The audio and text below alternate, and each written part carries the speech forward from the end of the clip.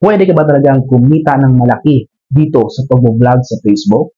Pwede ka ba talaga ditong yumaman sa pag-vlog? Mga ka-idol, ipaliwanag natin yan ng maayos. Una mga ka-idol, para kumita ka dito sa pag-vlog, syempre kailangan niyo po munang targetin ang mga requirements dito sa ating Facebook na sa ganon mamonetize po kayo sa mga tools like in streams ads, ads on reels, stars, subscription, live ads, syempre yung ating branded content and paid online events. Pero yung dalawang yon ay bihira lang sa magamit. And the rest is yung itong ads on reels, in streams ads, tsaka stars and subscription. And then, syempre, yung ating live ads.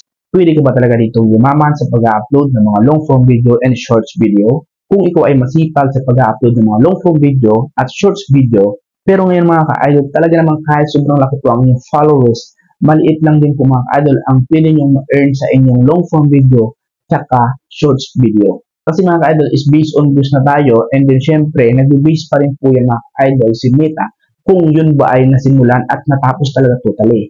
Pero kung yan po ay hindi naman natapos yung video at nag-cut lang din sa kalagitnaan o kaya minsan wala pa sa kalagitnaan, kinat na nang nanonood, automatic idol, hindi pa rin siya possible mag-base talaga sa performance na 1 view.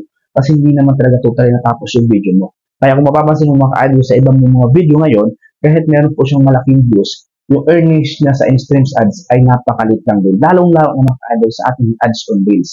Kaya kung pag-uusapan natin yung mga ka-idol, kung pwede ka ngayon kumita ng malaki sa long-form video at sa shorts video, mga ka-idol, hindi ko po kayo dinidisappoint. Kundi ito po ay katotohanan lang.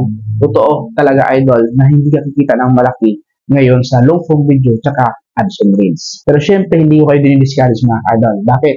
Ngayon lang po yan. Darating yung araw na ibabalik naman po ni Meta yung kitaan po talaga dito mga ka-idol sa ating in-streams ads at sa ads on reels. Kasi mga ka-idol, dati po talaga mga ka-idol, kahit maliliit lang po yung mga views ng inyong mga video, ay meron pong malaking na-earn. Kasi meron pong tinatawag na CPM. Kasi mga ka-idol, kung maganda po yung topic ng video nyo, kahit 5 views pa lang po yan mga ka-idol, meron na po kayo agad na nakaabang na $5 or $10. Na-experience ko po yan idol, doon nyo po yung makikita mga ka-idol, doon sa Creator Studio. Doon po yun. Ngayon mga ka-idol is tinanggal na po siya. Makikita nyo po doon mga ka-idol sa inyong Creator Studio, yung ad CPM is dash na lang po siya, puro dash na lang siya, kasi wala na siya.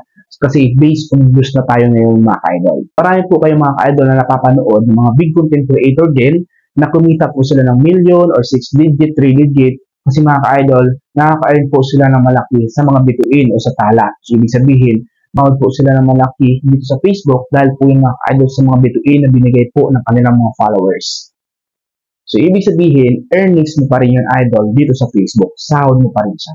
Ibig sabihin mga ka-idol, sa pag-vlog mga ka-idol, may chance pa rin talagang umaman. Kasi yung stars po is part pa rin po yun ng pagiging vlogger mo.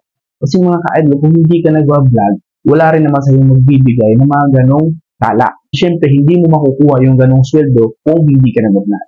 Ibig sabihin mga ka-idol, yung tala na yun is a part pa rin ng pag-vlog. Kaya kung pag-uusapan po natin mga ka-idol kung pwedeng kumita sa pag-vlog ng malaki, yes, pwede po. At kaya mo dito mga ka-idol, yumaman, paano? Kapag kumita po kayo mga ka-idol, dito sa Facebook, mapa-star man yan o kahit sa tools ng mga ka-idol, dapat nyo gawin mga ka-idol, yung kinita nyo po dito sa Facebook, i-saving nyo po mga ka-idol, nang sa ganun pagdating ng panahon, pag yan naipon, ay dahil po mga ka-idol sa pag-vlog mo, ikaw ay nakapagpundar ng isang negosyo. At yung negosyo, papalaguin mo, and then syempre, yung pagiging vlogger mo mga ka-idol, kapag lumaki pa ng lumaki ang iyong mga followers, hindi lang po sa tala, hindi lang po sa mga long form video, hindi lang po sa mga shorts video, subscription, ang pwede nyo makuha ang opportunity. Dahil mga ka-idol, marami po ang pwedeng magpa-endorse sa inyo na kung saan pwede po kayo nilang bayaran. So, ibig sabihin mga ka-idol, kung maliit man ang kitaan natin ngayon sa mga long form video at shorts video, i-go mo lang yan. Kasi mga ka-idol, dito sa ating pag-vlog sa Facebook, ang kailangan mo lang dito i-enjoy. Bakit kailangan mo i-enjoy? Kasi hindi po madali ang pag-vlog.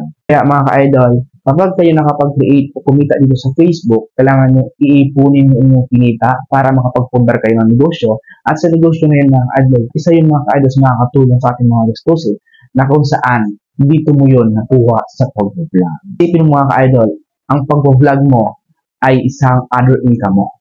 Ibig sabihin, kung meron kang trabaho, meron kang negosyo, ang pag-vlog mga ka-idol, ito ay isa sa mga dagdag income mo kapag ito ay na-monetize na. Darating yung araw, magagamit mo yung account mo sa pagiging vlogger kasi ikaw na mismo ang mag-i-endorse sa sarili mong negosyo dahil kilala ka na. Kaya idol, huwag ka ma-discourage. or ma-demotivate sa sinasabi ng iba. Dahil mga idol, sa pagiging vlogger, yes, hindi madali. Pero maraming oportunidad ang nag-aantay sa iyo once na makilala ka dito. Lagi mong tandaan, hindi madali, kaya enjoyin mo lang siya.